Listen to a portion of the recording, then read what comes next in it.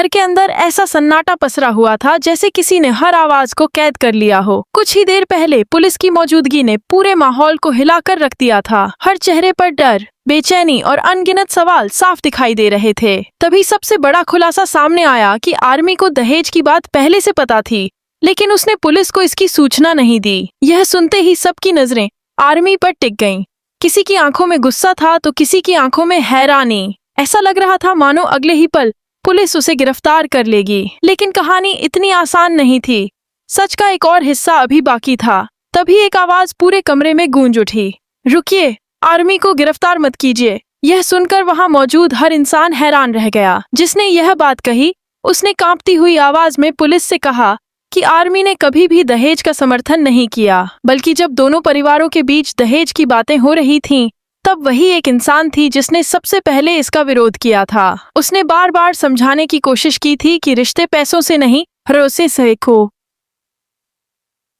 से बनते हैं। उसने दोनों परिवारों को रोकने की पूरी कोशिश की थी, लेकिन किसी ने उसकी बात नहीं सुनी। इसलिए उसे इस अपराध का दोषी नहीं ठहराया जा सकता। यह सुनते ही कमरे का माहौल बदलने लगा। कुछ लोगों को पहली बार एहसास हुआ कि शायद उन्होंने आर्मी को गलत समझ लिया था, लेकिन पुलिस अभी भी पूरी तरह आश्वस्त नहीं थी। उनके सामने सबसे बड़ा सवाल यही था कि अगर आर्मी को पहले से सब पता था तो उसने पुलिस को खबर क्यों नहीं दी? क्या वह किसी को बचाना चाहती थी, या फिर किसी ऐसे राजा से डर रही थी जिसे उजागर करने की हिम्मत उसके अंदर नहीं थी? हर सवाल के साथ शक और गहरा होता जा रहा था। तभी दूसरी तरफ खड़ा विहान यह सब सुनकर पूरी तरह टूट चुका था। उसके चेहरे पर दर्द साफ दिखाई दे रहा था। उसे समझ नहीं आ रहा था कि आखिर किस पर भरोसा करे। जिस परिवार को वह अपनी ताकत समझता था, वही परिवार अब एक दूसरे पर शक करने लगा था। तभी किसी ने धीरे से कहा कि अगर आर्मी गिरफ्तार हो गई तो सबसे ज्यादा अकेला विहान पड़ जाएगा। यह बात सुनकर कुछ पल के लिए वहां मौजूद हर इंसान चुप हो गया,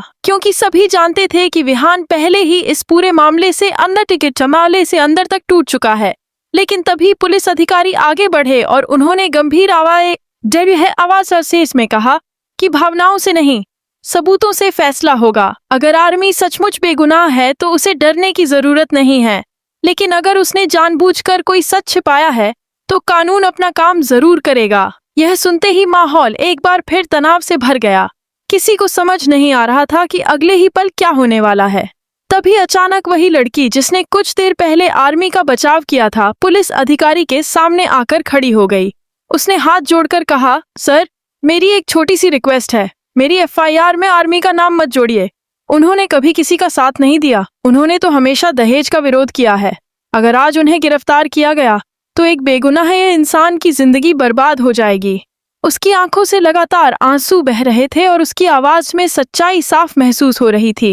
यह देखकर पुलिस अधिकारी भी कुछ पल के लिए सोच में पड़ गए, लेकिन तभी अचानक माहौल फिर बदल गया। विहान के पिता का चेहरा गुस्से से लाल हो चुका था, जबकि विहान ने अपनी मुट्ठियां कस लीं। उसकी आंखों में दर्द अब गुस्से में बदल चुका था। उसने अपने पिता की तरफ देखते हुए कहा, डैड, जिसने भी हमारे परिवार के साथ यह सब किया है, मैं उसे बर्बाद कर दूंगा। मैं उसे किसी भी कीमत पर नहीं छोड़ूंगा। मैं वादा करता हूँ कि इस साजिश के पीछे जो भी है उसका सच पूरी दुनिया के सामने लाकर रहूंगा। उसकी यह बात सुनकर पूरे घर में फिर से सन्नाटा छा गया। किसी को समझ नहीं आ रहा था कि वह किसकी तरफ इशारा कर रहा है। तभी अचानक एक ऐसा सवाल हवा में गूंजा जिसने सबको अंदर तक हिला दिया। आर्मी, तुम्हें पहले से पता था ना कि पुलिस आने वाली है?